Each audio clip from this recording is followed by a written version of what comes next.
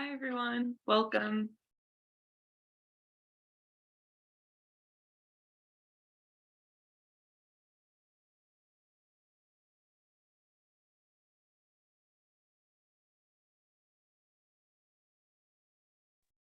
Oh, I've been on mute. Good afternoon, I guess it is. Hi, Johnny, long time no see. Hello, how are you? Good. Welcome, Matt.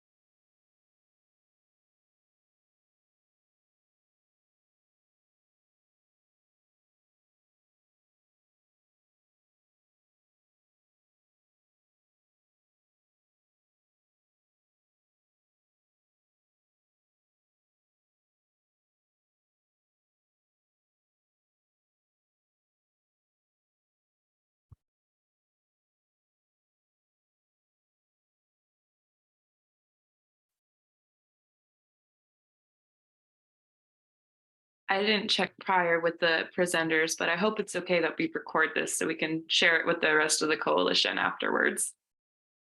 I think we have all said that it's okay by virtue of the fact that we're here hearing each other. We all clicked, right? So, but yes, thanks. It's fine with me. Awesome. Thank you so much.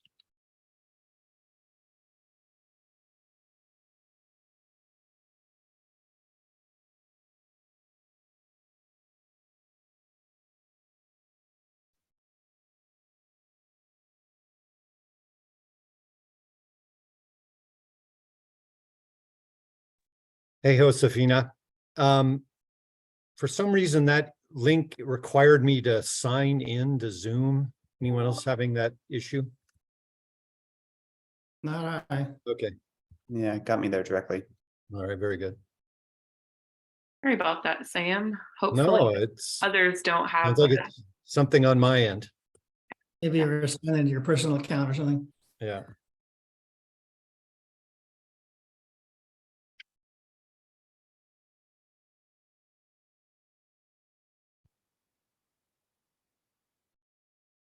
So I think we'll give it a couple of minutes for folks to join.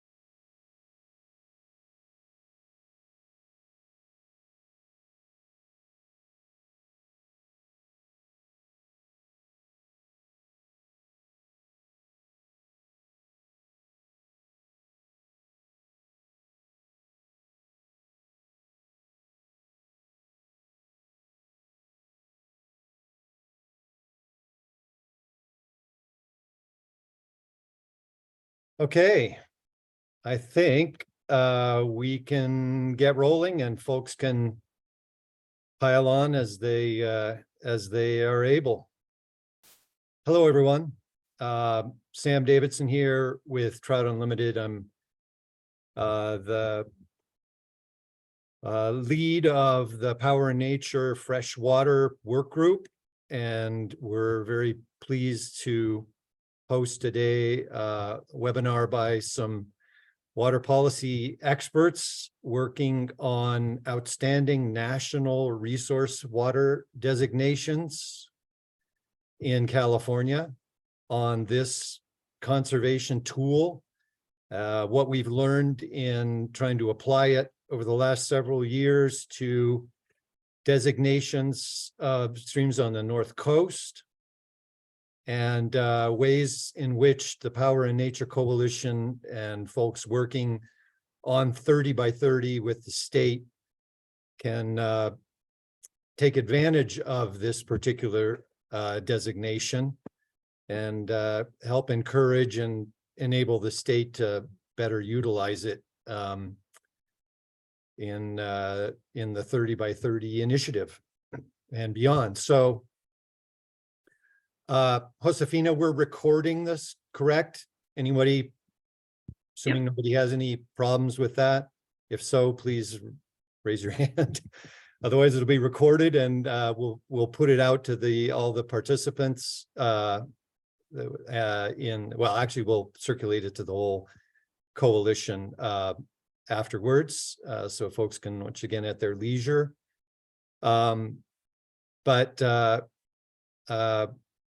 Today, as I say, we have several water policy specialists from the Pew Charitable Trust, from California Trout, from Trout Unlimited, and if Steve is able to join us from Cal Wild. And so Brett Smith is the senior manager for U.S. Conservation for the Pew Charitable Trust. Reggie is the legal and policy director for California Trout. Matt is has the exact same title for Trout Unlimited, mostly. And Steve Evans, as of yesterday, thought he would be able to join us. Longtime water policy and wild and scenic river specialist for Friends of the River, and now we're working for Cal Wild, partly retired. And I don't see him on here, but if he is, Steve, please chime in. And I guess with that, we'll get going. So Josefina, Brett is going to share. We have a kind of a PowerPoint follow along that Brett's going to share from her screen. Do you need to enable that, or can we go ahead and do that? Let me see. I can try and make her a co-host. I think it looks like, let me see if I can do it. I will say, with regard to Steve, I had trouble signing on because it asked me for like passcode and stuff like that. Oh, dear. Me too. I So- see Steve Evans on here. His Okay. little block is on there. There he you is. go. Yeah. All right, so I'm having the same problems. Oh, very good. Hi, Steve. So I have to use my entire brain someday for passcodes for 500 zillion things I barely use on the internet. Right? I know. Sorry. No, little you're bitter. good. It's all good. So anyway, I think Matt Clifford is going to start us off. I think we're up to the races. Well, good afternoon, everybody. What I'm going to do is take just the first few slides here, just talking about answering the question, what is an outstanding natural resource water, and what does it do, and why are we talking about it in the context of 30 by 30 and land use? And so we'll go ahead to the first slide here, where it's going to talk about the Federal Clean Water Act, which of course is our nation's premier water quality protection law, passed in 1973. And so, to protect the nation's water resources. And the key thing to know about the Clean Water Act for our discussion is that, as a lot of you probably are aware, it's a federal law, right? Overarching federal law, but it's actually implemented primarily by the states through the system where there are certain minimum federal requirements that states have to meet. But each state then enacts state laws that meet those standards and, enforce the federal scheme. But the thing about it is that each state, what you see from state to state, will be quite different. States have a lot of discretion and different approaches that they can take to things. And ONRW and degradation in general is a really leading example of that. So there really is something that is different in different states, and has given rise to some of this recent work in different Western states about using ONRW as a tool in some creative ways in California and other states. And of course, one of the There's a lot in the Clean Water Act. I'm not going to talk about, in any of it really, but one of the important things to know in the Clean Water Act is it has these provisions that are aimed solely at taking where water quality is already pretty good and meeting standards, preventing it from getting any worse over time. As the anti-degradation provisions. And ONRWs are a key component of that anti-degradation scheme. And after we take 1 second to observe what an awful fly cast that is in the photo right there. Look at that tailing loop, it's terrible. Let's go ahead and go to the next slide. Okay, so outstanding natural resource water, national resource waters. That's the first thing, is they are called national resource waters, not natural, which is a mistake that everyone, including me, makes. But the thing to know about ONRWs is that of the various, there's actually 3 levels of non-degradation protection in the Clean Water Act. This is the highest one. It's a fairly uncommon designation, and it's the highest level of water quality protection that there is for the CW under the Clean Water Act. And so what it basically says is that where these waters qualify, and the examples, as you can see from the text on the screen there, that the classic examples are things like national parks, state parks, wilderness areas, wildlife refuges, places that we think of as pretty pristine. But it doesn't have to be just that. Other areas can qualify as well if they have exceptional recreational or ecological significance. So that's a fairly broad net, this cast there. There's a lot of waters you can think of that meet that. They also don't have to be what we traditionally think of as like really high quality waters, like you see in the pictures on this presentation, for example, places where they can also be places that just kind of have unique water chemistry. It might be from hot springs or whatever. It might be even like some nutrient rich waters and wetlands and things like that you might look at and not think of as traditionally like pristine waters, but they really support important ecosystems or other values. That's the kind of thing that can qualify based on those values for ONRW protection. And that last bullet there, that what basically these standards do is ensure, they say that for waters that are designated ONRW, no permanent degradation of water quality can occur. And that's a really broad statement, and it sounds kind of general and everything, but when in the context of the Clean Water Act, it's actually very, very, very protective. And let's go to the next slide, and I'll talk a little bit about why that is. And so what an ONRW designation does is, again, it says water quality cannot get any worse than it is now. And that applies in different ways. It basically applies through anything that, you have to go to the state and get an approval for some kind of water quality approval from the state. And the classic example is like if you want to have a point or a non-point discharge to state waters. So the most simple case, if you want to like put a point source, you want to get a permit like people do for putting point source like for a factory is the classic example, but it could be something, in everybody's like a mine or something like that. In ONRW watersheds, the basic answer is you can't do it because there can't be any lowering of water quality in that watershed. And that means if you were to go on a discharge water from some kind of facility into that watershed, you would have to treat it so the water quality was already as good as the receiving stream. Because even if there was like a little bit of elevated level of pollution, even if you couldn't measure that by the time it got into the mainstream and got diluted, theoretically, that would be an increase, and you can't do that. So a really obvious thing that ONRWs do is it makes it really hard to do something like a mine, or basically impossible, like say a new metal mine or something like that, like we often see in headwaters watersheds, proposed, precludes that sort of development right off the bat, because you need point source permits for that kind of thing, and you really just can't get them under ONRWs. The second thing that ONRWs obviously do is they apply in states like California, where there's significant regulation of non-point source pollution. Okay, and this is not true in a lot of states, but here it is. There's a whole range of activities like logging, timber operations, grazing, things like that, that are subject to waste discharge requirements. And in that case, you would have to show that you are not having an increase in pollution over, like sediment or nutrients being the classic examples, over existing levels. And somewhere like California, again, where there's regulation of these activities, that's going to be an important restriction. So what you have ultimately at the end of the day with ONRWs, you've got what's a water quality regulation, but it really functions in some ways like a land use regulation, right? Because for non-point in particular, the water quality in the receiving stream is a reflection of everything that's going on in the watershed upstream from that point, right? And so you're going to have some significant limitations to existing levels on what can be allowed in that watershed. It doesn't reduce below existing levels, but it does create something of a cap on the level of activity allowed in that watershed, the level of development, and that's a key thing. that these do. Okay, next slide.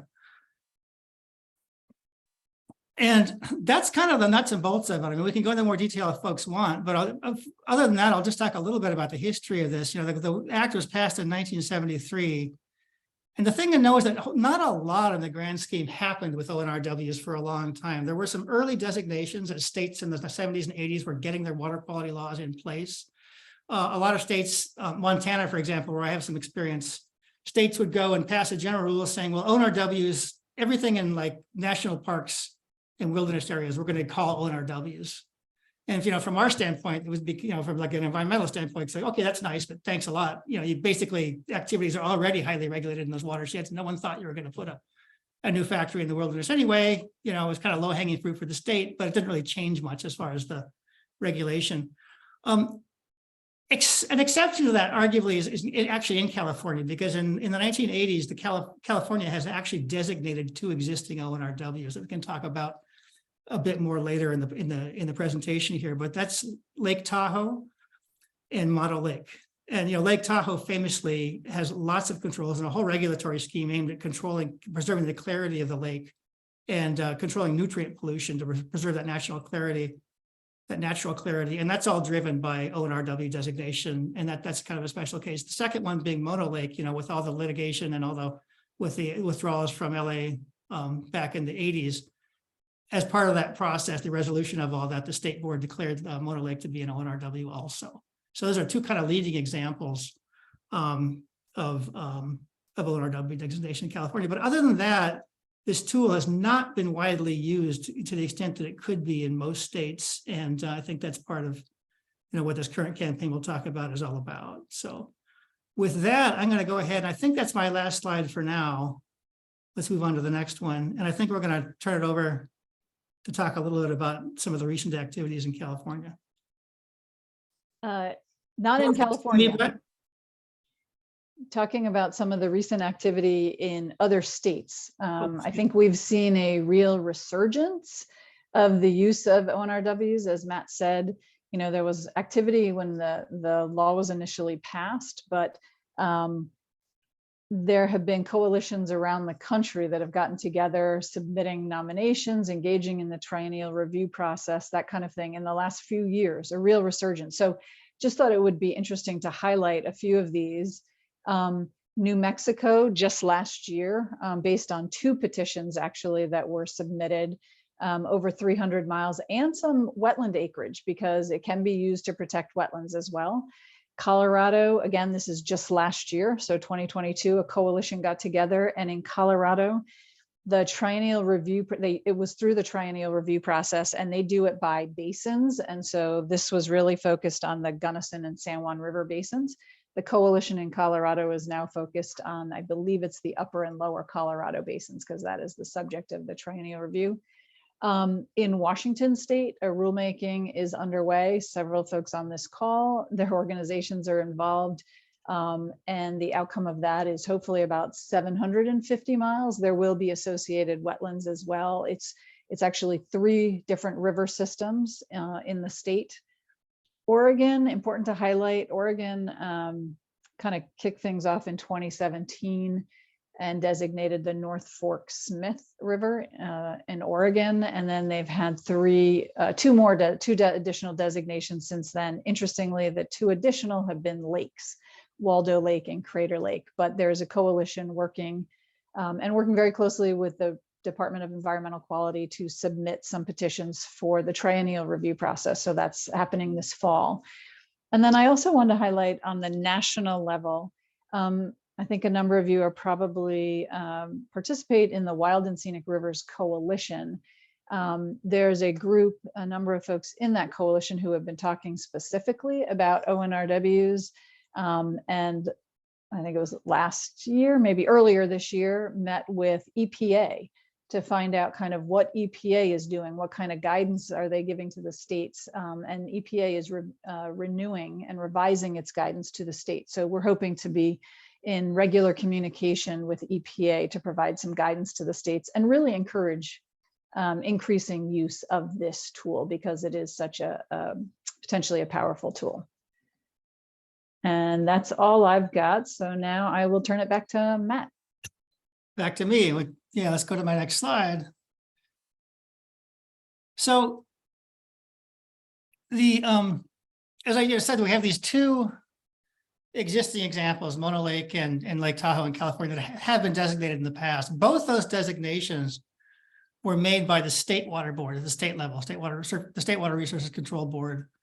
And I guess the point of this slide, without going into a lot of detail here, is that's great. The state board has that power, but that power also, it's really clear under state law that the regional water, the boards that typically handle water quality issues, the 9 regional boards, have the authority to declare, designate additional ONRWs. And that's really clear in the language of the policy memos that council has put out for the board over the years. And so that's just, it's really important, because one thing we found in the conversations with the agencies, because it hasn't been used a lot in California, other than those 2 examples, there's a little bit of confusion even among staff. It's like, okay, so what do you have to do to actually designate one of these things? And the answer that we found is, whatever that may be, the power lies with the state board, the regional boards. The state board also has a concurrent power, but state boards have the authority to do this. And in fact, as you can see from the language there are certain cases where boards are actually encouraged, like in the course of permitting decisions, to consider whether ONRW designation is something that they might want to do. So that's the point of this slide, just to make that one point. So let's go ahead and move on to the next. So a little bit about current recent efforts. There's been a coalition, again, going back to 2018 or so, with kind of under the leadership of Pew, a group of organizations have been working. So that's Trout Unlimited, but also Cal Trout, Cal Wild, the Nature Conservancy, all the folks on this call and doing this presentation. We've been kind of getting together with the goal in California of trying to make more expansive use of this tool in California, which makes sense here as a place to do it, because California has always been something of a leader in the Clean Water Act world. I mean, the Porter Cologne Act, our state water quality law that implements the Clean Water Act, actually predates the Clean Water Act in most respects. So it's something California has been working on for a long time, even longer than the feds, and was something of a model for the national rule, for the national legislation. And so it's a progressive state in the sense that we care about water quality here a lot more, I think, than some other Western states do. And, we have the strong 30 by 30 initiative, things like that. So it just makes sense as a place where we ought to be we regulate non-point more than other states do, typically in the West in particular. And so it makes sense as a place we ought to be looking to make more use of this tool and expand it beyond just those traditional areas that, wilderness areas, et cetera, where, everyone can kind of agree or perceive. But what other parts of the state are there that have unique water quality that we want to protect natural values? So this coalition started meeting in 2018. We initially met with the regional board, the North Coast Regional Board, which we kind of singled out as one of the better ones to work with on this. And we began talking to staff about how we would go about doing this and how we might take a petition to them to designate waters. With a lot of back and forth, interrupted to some degree by COVID, we basically started getting some idea of how to proceed from staff, and then looking around the state, not just in Region 1, but statewide, and preparing lists of places based on our knowledge and some surveys we did of other groups, like where are places we might want to consider that have these unique characteristics that would qualify them well for ONRW designation. Really trying to come up with a couple of good initial cases where there's a strong case that can be made that we've got a good fit here. And we ultimately settled upon 2 tributaries of the South Fork Eel River. That's a watershed where a lot of us, our groups, Cal Trout, TNCTU, we're all pretty familiar with. Cal Wild have other ongoing work in that area and are really familiar with the natural values. And 2 watersheds in particular, that's Cedar Creek and Elder Creek, that we thought were pretty textbook examples of the kind of local, high quality, unique characteristics that support natural values, ecological values that we thought made a really strong case for ONRW designation. So ultimately, we've developed a petition making the case that they qualify. And after some more back and forth with staff, we hit upon the right process for taking that and getting that petition in front of the board would be through the normal triennial review process, which is the regular process, as the name suggests, by which the state regularly kind of reviews and modifies its water quality standards. And so back in the spring of this year, I believe it was back in May, when by good fortune and coincidence happened to be the time for annual submissions of the in the triennial review process, we just had a petition ready to go. We have that in the hopper, and now we've submitted that to the board and are waiting to hear back from the staff for next steps. And so with that background, I'm going to turn it over, I think, to Steve to talk a bit more about these two watersheds and why we think they qualify and kind of where to go from here. So we don't have this written down, but I think the process our coalition followed in terms of trying to identify candidates for ONRWs is we wanted to identify rivers and upper watersheds with high ecological values, supporting threatened and endangered salmonids, habitat that is undeveloped, so old growth forest habitat. And we pretty quickly identified some of these upper watersheds that meet all that criteria. And our intent is to, I think we're starting out slow to see how this process works, because it's never, despite the fact we have two ONRWs in California, the regulatory process hasn't caught up with it. The water boards may not know what that means, and they're going to work it out. We want to see what it means, and we'll be working with them. So we really wanted to have some candidates in Northwest California that were pretty easy targets and without a lot of conflict or issues. Next slide. So as Matt mentioned, we pretty quickly focused on some of the upper watersheds of the South Fork Eel River, which is regarded by many fish biologists as one of the most important refuge for at-risk salmonids in the entire Eel River system. But we even focused closer and further down to some of the specific subwatersheds. This is South Fork Eel River picture by Tim Palmer. Next slide. So one of them that we came up with, lost my title, but have a sign, is Elder Creek, which is a tributary to the South Fork Eel. It rises on Caddo Peak on BLM land. That's part of the Caddo Peak unit of the South Fork Eel Wilderness. And the lower portion of it flows through Angelo Reserve land that's managed by the University of California. Next slide. We've done some mapping, so we're basically proposing Elder Creek and all its tributaries from their source on Caddo Peak to its confluence with the South Fork Eel. In yellow or tan, there's the BLM lands. It's also the wilderness, and blue is the Angelo Reserve. And of course, the South Fork Eel is an existing wild and scenic river, both state and federal. Next slide. So one of the things that that Elder Creek lends itself to ONRW candidacy, it's a well-studied subwatershed. It's both a national natural landmark and hydrologic benchmark. It supports at-risk salmonids, steelhead, and salmon. It's encompasses part of the largest continuous tract of undeveloped conifer forest in the region.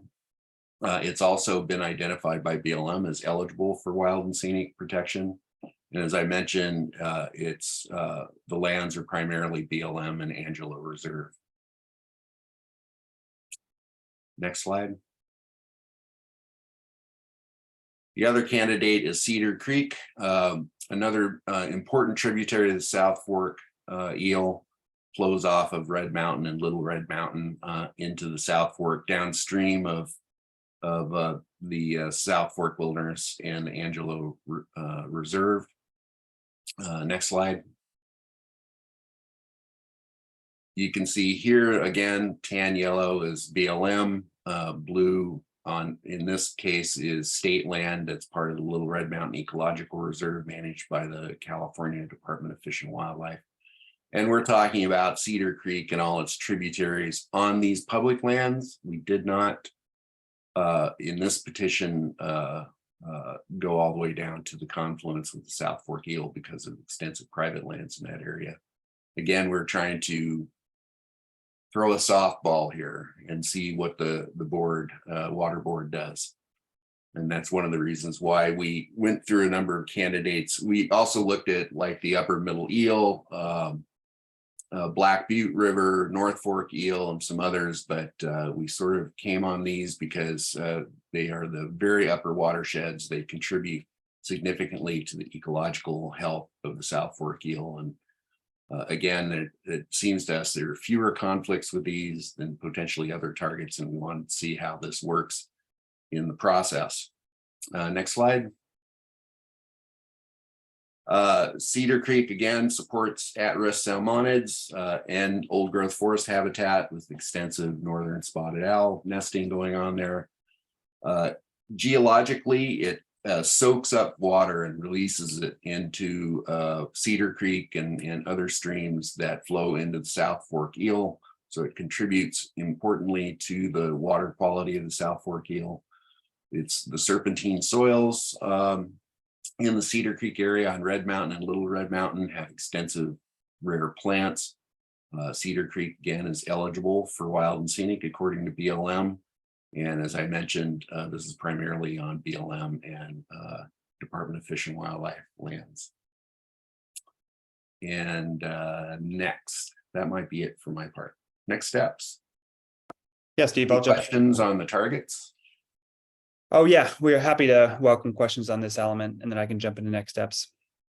Hey, Steve, can you talk a little bit about the difference between outstanding national resource water designations and wild and scenic river designations? They're not mutually exclusive, Sure. right? Wild and scenic, both state and federal, the primary protection it provides is a prohibition on new dams and diversions in the designated segment. For federally designated rivers in the national system where they flow through public lands managed by federal agencies, those federal agencies are required to manage those lands to protect the river's free-flowing character and specific outstandingly remarkable values that made the river eligible. And that could be scenery, recreation, fish, wildlife, geology, historical, cultural, or other values like ecological or botanical.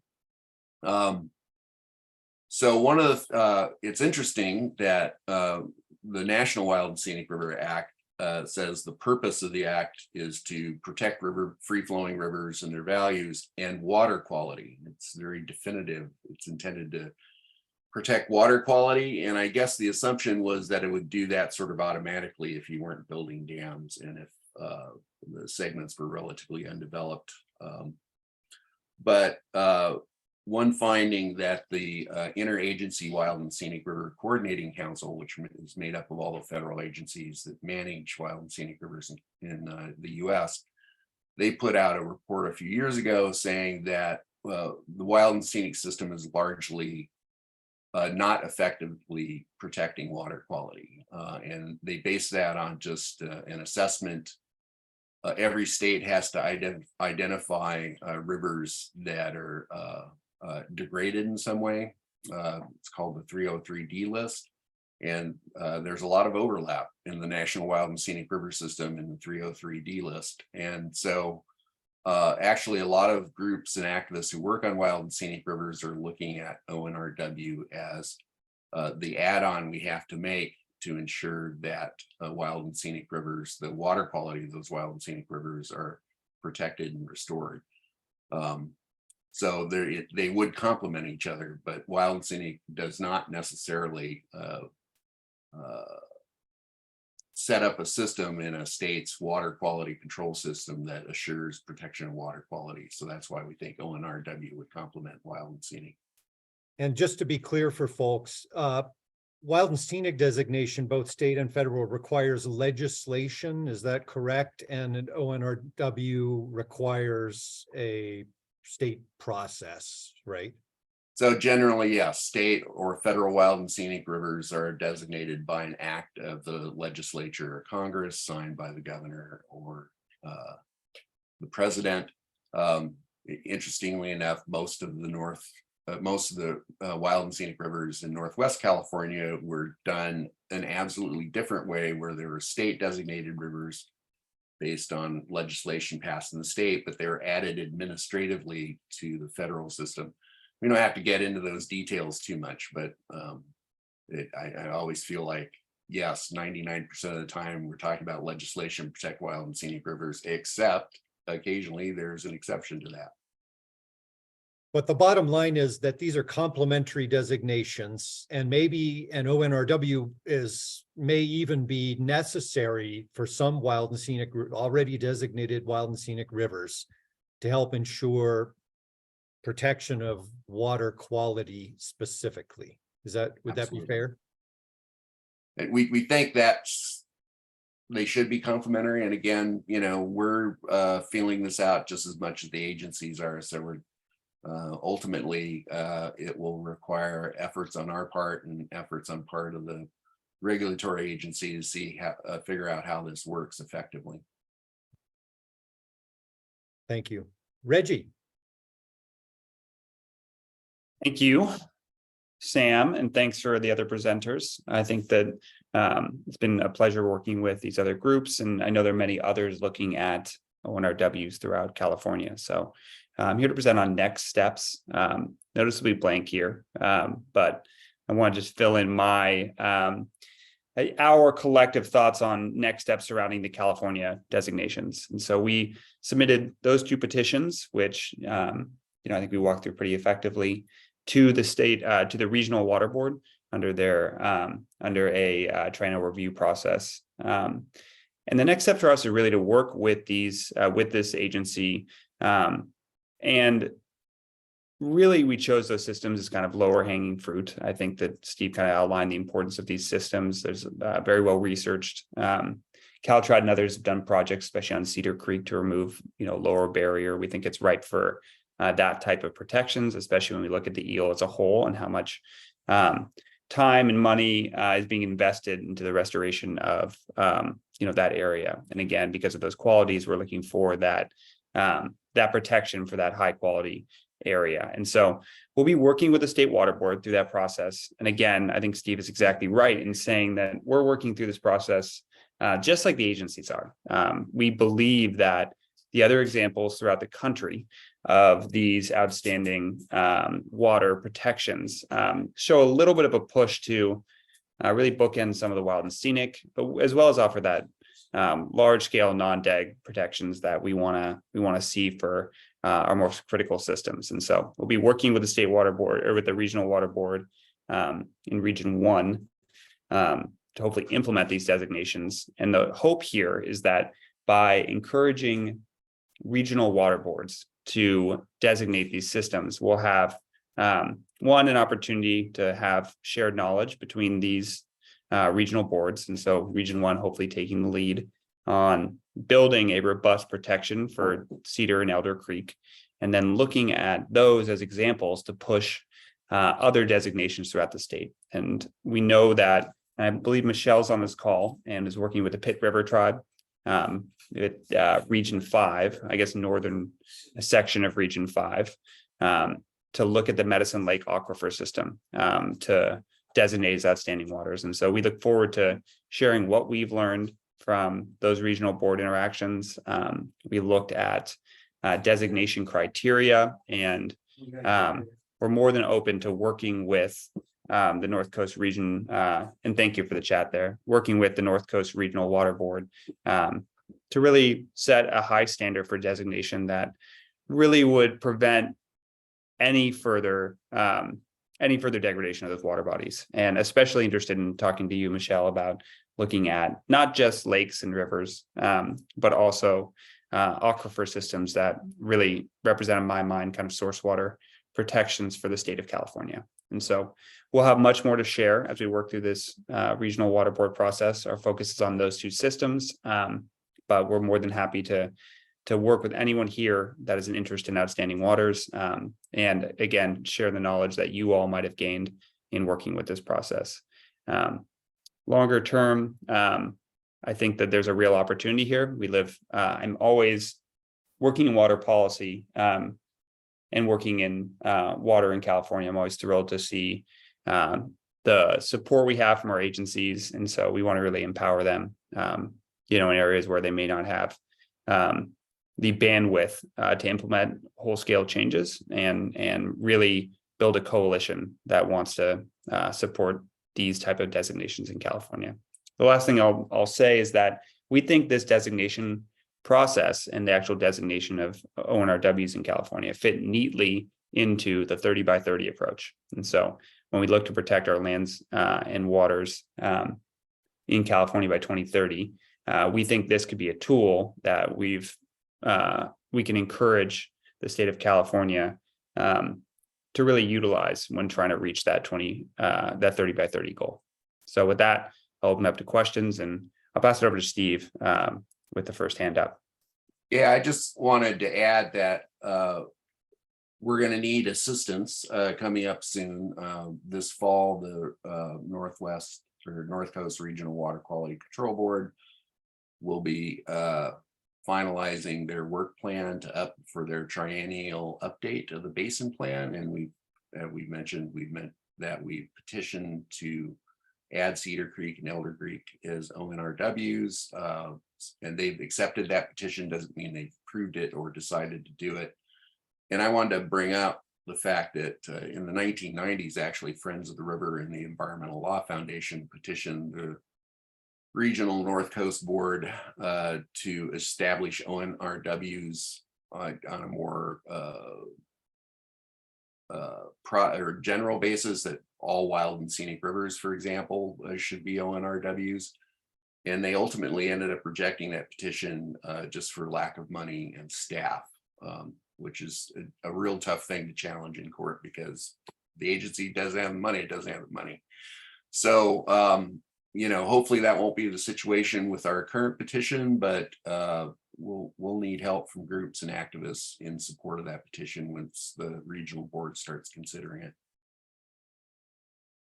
Hey, Reggie or Steve or Matt, can you speak a little bit about the triennial review process that the water boards go through and how this designation, fits into that? Yeah, I can start, and anyone else can fill in there. Obviously, every 3 years, the Regional Water Board submits a triennial review to either add programs, make changes, offer staffing changes, and really lay out a strategic plan for the next 3 years. And so we've lodged our ONRW designation request essentially through the triennial review process.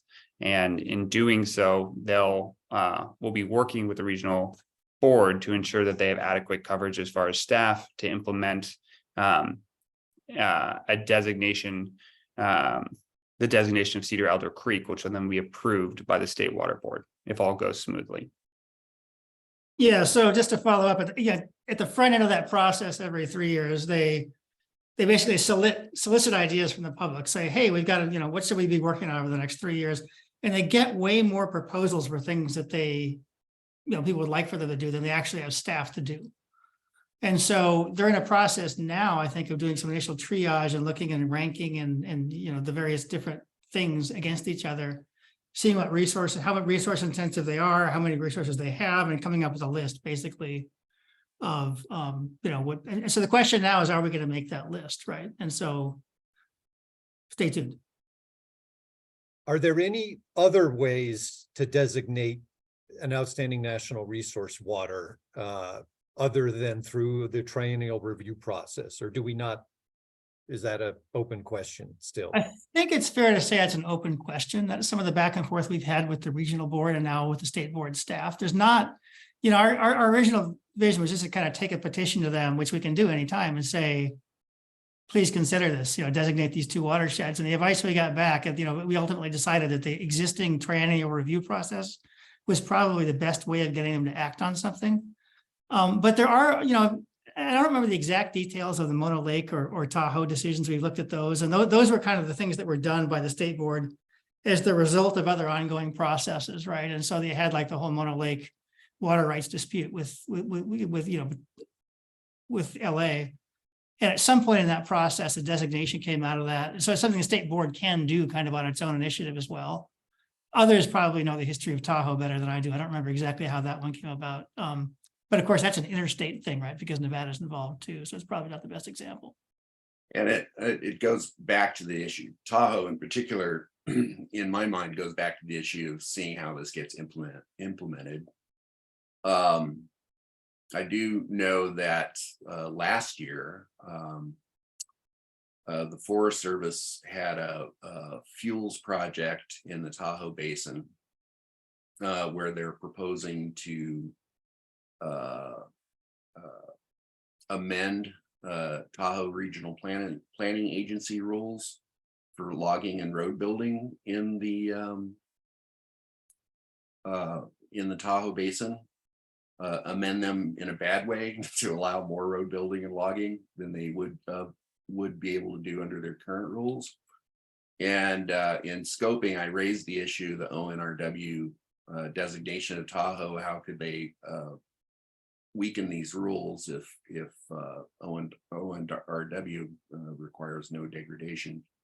Haven't gotten a response to that, and that project seems to be sidetracked at this moment. So, you know, we don't really know how agencies are going to respond to this. Will it just be a, you know, another name in the designation, but perhaps no new regulatory efforts? And we're really interested to see, obviously, we want to see more than just protection by name. We want to see protection by efforts. So, you know, that another option would be to go to the state board and just say, hey, all streams and national parks and wilderness areas and wild and scenic rivers should be ONRWs. But I think we do better if we have focus on some streams that have a lot of public support, and we can you know, show that support when the deliberation process of the water board goes into play. Thanks. Looks like we have a couple of hands raised. Barbara, I think you're first, then Pamela. Because I'm kind of ignorant about a lot of this stuff and I'm on the bottom end of the learning curve, why is it that California has shown so much reluctance to designate ONRWs? Is this a statewide systemic issue? Is this a water board issue? Is this just because water rights in California are so fraught politically that people don't even want to touch it? And is there a way of addressing the resistance in a different way, other than just trying to go through the acceptable, you know, trying to find the most acceptable, perfect fit for an ONRW designation? I mean, that's great. I'm just wondering about the systemic resistance to this. What I would say at the start is that I don't think it's unusual in California. I mean, as I kind of said at the top of the presentation, you know, most states had kind of a lull since the 70s and 80s. You know, there was some initial action, and, you know, most states in the West certainly have not really used this designation very much. So I don't think California is unique in that.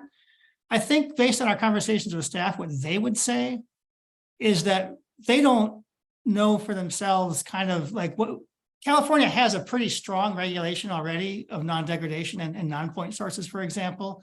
And some staff, it's not immediately obvious to them like what this would add to existing protections, right? Now, I think we've answered for them pretty well at this point. It actually would, particularly like in, you know, watersheds that are at risk of development, et cetera, it actually would add a pretty significant layer of protection. But I don't think that was obvious to them, and kind of making that case to them has been something that's taken a while. I think they understand it better now than they maybe did, but that's something I've noticed over the, you know, 5 years or so we've been working on this with them. I don't know, others probably have other perspectives on in our coalition, but those are a couple of things I've known, because I've thought about this a lot.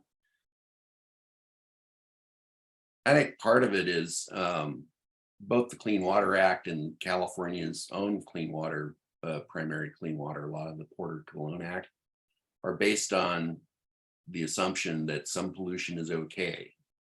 And it's a little scary for regulators when you say, hey, here's this designation that would allow for no degradation whatsoever. So, you know, I think it's sort of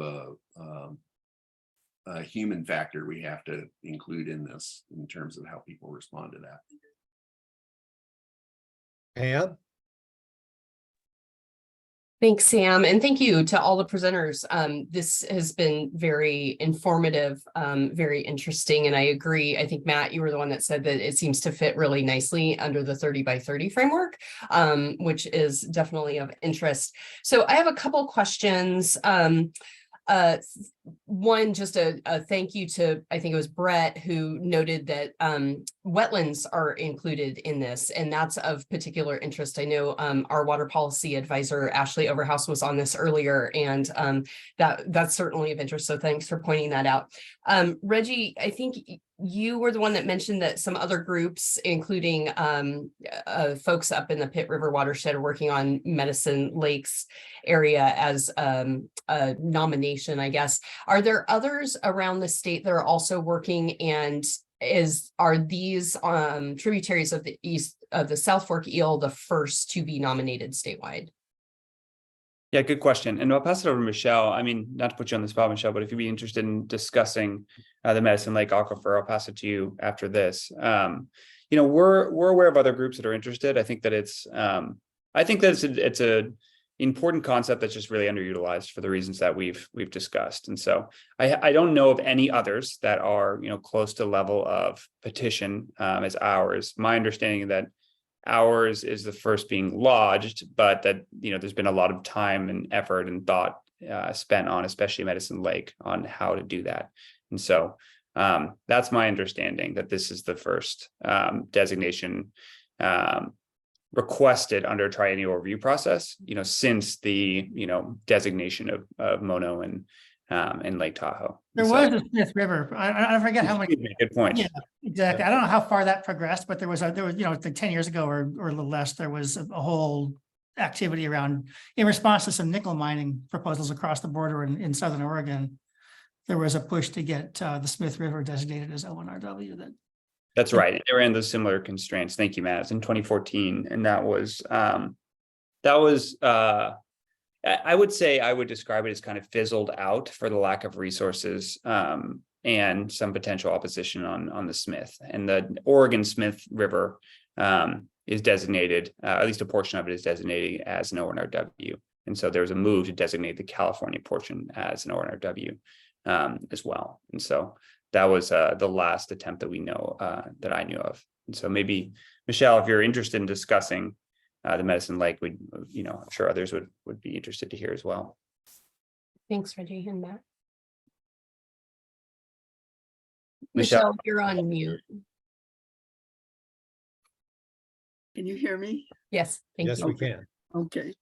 Well, we've been working with the Central Valley Regional Board for, ever since the triennial review process started. And we're having regular meetings now. They've been happening every couple of months. We recently completed a study with a consultant about what data is available in the system, for the system. And one of the questions that arises that I think might be relevant to other places as well is, to what extent does ONRW take into account the surface groundwater connection? Because a lot of Medicine Lake's water is underground, but of course it links to the Fall River Springs and Shasta Lake. So there's an obvious connection there, and that's something we're studying right now is how to bring that connection in so that ONRW can be applied to groundwater as well. And we've had a very long-standing controversial issue with the groundwater and the proposed geothermal development that we've been fighting for 25 years. And we're just about at the end of that, but it's still not totally resolved. So we're, right now the process is at the point where the water board has put together a committee of their staff, and they're looking at the data study that we produced and And we're going to have another meeting when they're done with that review. So that's kind of where it's at here. We Great. haven't gotten to the point of view, to the point of a petition. Right. That's very helpful. Thank you, Michelle. And I don't mean to dominate, but I have now I that triggered one more very hopefully quick question, and then one on enforcement. This is a dumb question. I know they say that there's not dumb questions, but I'm not familiar with this triennial review. Is it the same time frame for all of the water boards? Do they go through it all at the same time? No, I don't think so. I think they're staggered, Okay. but they're all required to update their plan every 3 years, but I don't think they all do it the same year. It's Okay. not a dumb question because I don't know the answer. So Well, thank you. And then lastly, I think it was you, Steve, nice to see you, that you mentioned kind of the enforcement and the fact that the Wild and Scenic Rivers Act, the National Act, requires water quality protections, but it might fall a little short of that. And I'm just wondering if there is any information, this might be a much longer discussion, but on enforcement actions on ONRWs in other states. And if there is, maybe if that could be sent as a follow-up via email, that would be appreciated, just especially with keeping in mind the fact that wetlands could be protected under this designation, and just curious if there have been any enforcement actions on other waters. Thank you. So I don't know of any, Brad, I don't know if you do, the one piece, not direct state enforcement, but actually in a former life, I was an attorney for an environmental group up in Montana for a number of years. And we had a long-standing campaign to oppose a copper mine beneath the wilderness area, a designated wilderness area, the Cabot Mountains. And because, one of the things the mine would do would be to drain and affect water quality in the overlying streams. And it was a major part of a litigation that we did, and actually helped us prevail the fact that those were ONRWs. And we're able to stop that mine, which, is not built to this day, for that and other reasons. So, that's not direct state enforcement, but more of a citizen enforcement, but it does have, these things have real consequences. Right. And I guess the point I always make to state folks when they talk about what this does is that in a lot of these watersheds, you can look up there and say, well, who cares? No one's going to put development up in that, wilderness area, whatever. But we can't always see these threats coming, right? And we end up fighting about things that we never would have predicted. And I think bottling plants can be this way too, like in the upper, some of these Nestle and what other proposals we see coming along where nobody would have thought there was a threat. You can't always predict, but when that happens and there's places you care about, having this designation in place can really be an important tool to not be fighting about development. And so. Barbara. Is there any tie-in between the water board's tribal beneficial use and in-stream flow designations and ONRW designations? I think you could say potentially. I think that we're looking at the degradation policies that's allowable under the most stringent Clean Water Act, designation process for ONRW, and the increased diversions, water amount of quantity, within streams, would be a degradation potentially under this. And so there are ways in which flow would be protected under ONRWs. And so not directly, but I think that there is potentially positive benefits surrounding, in-stream flow. And it's something that, at least I can say for Trout Unlimited, Nature Conservancy, and Cal Trout, we're obviously very interested in in-stream flow standards, around the state. So kind of a wishy-washy answer, but not directly, but I think it would help. Got it. Thanks. Reggie, Steve, thinking about the triennial review process. So if we're in the 30 by 30 context, and in terms of how the Power and Nature Coalition can sort of be thinking about this, how long does it take to complete the triennial review, and where are we in the North Coast process for now? And are there opportunities for folks to bring other petitions forward if they, had done enough homework in that regard, either there or elsewhere in the, 6 years before 2030?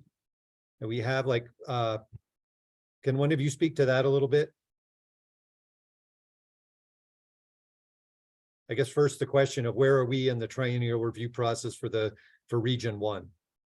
Well, it's just started. So, Mhm. you know, they asked for input this spring on what are the issues they should address in the basin plan update. We petitioned Cedar Creek and Elder Creek as ONRW candidates, and they're going to decide on their work plan, what they're going to do this fall. And we assume at this point that's going to involve some public participation in terms of, hey, here's our draft work plan. What do you think about it? Again, haven't been that involved with basin plans that much. So, and I think every regional board might do it somewhat different. But, you know, these basin plans address a lot of things, not just ONRWs, but, you know, additions to the 303D list, what have you. So, you know, there'll be other things they'll be addressing as well. I have a feeling they get them done within the time frame that they're required to, unlike national forest plans where they're supposed to be updated every 15 years, and there's something like 30 years between the first forest plans and the forest plan revisions. So, Okay. But I Michelle, don't looks know like you have your hand up again. And then I just want to do a time check for folks. Yeah, I just had that question about the surface groundwater connection, because in our work with the Central Valley Water Board, it seems like they're looking mainly at surface waters. I'm just wondering if anybody has any insights about that. You know, whether the public trust doctrine works into this in some way or.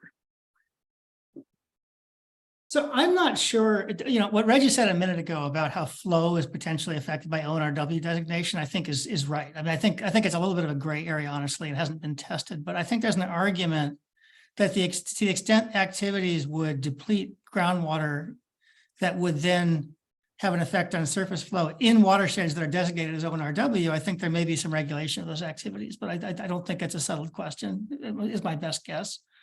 And of course, you know, the public trust, you referenced the public trust doctrine. I assume you're aware of like the developing law in that area, like from Siskiyou County, you know, the Elf lawsuit, et cetera, and more recently up in the Russian with the Baykeeper or Coastkeeper, excuse me, lawsuits, where the public trust doctrine does apply indirectly to groundwater where it would deplete surface water flows.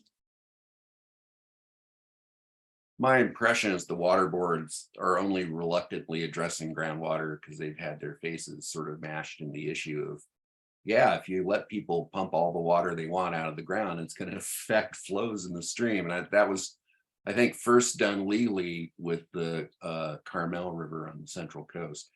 And I think what's happening, what we're seeing on the Scott is sort of the follow-up on that. So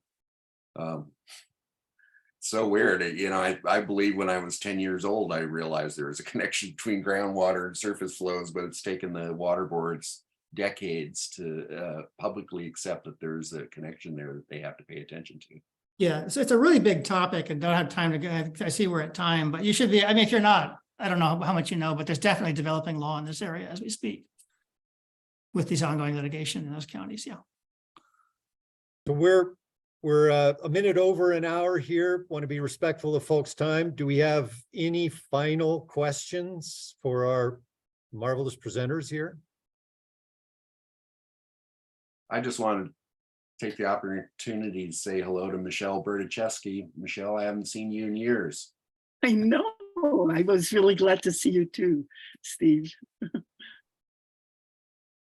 Okay, then. Well, I will say on behalf of the Power and Nature Coalition and the Freshwater Work Group in particular, thanks to our presenters, Brett, Reggie, Matt, and Steve. You guys did great. Yeah, And, thank you so much. We'll have a link to the recording and some notes from this event here to circulate relatively shortly, thanks to Josefina. And we much appreciate y'all participating. And again, thanks to our water policy experts, super informative. Thanks everyone for attending and for your interest. Look forward to talking. Yeah. Thank you. Have a nice Have a good weekend. weekend. Thanks, Stokes. Thank you, everyone. Bye. Bye.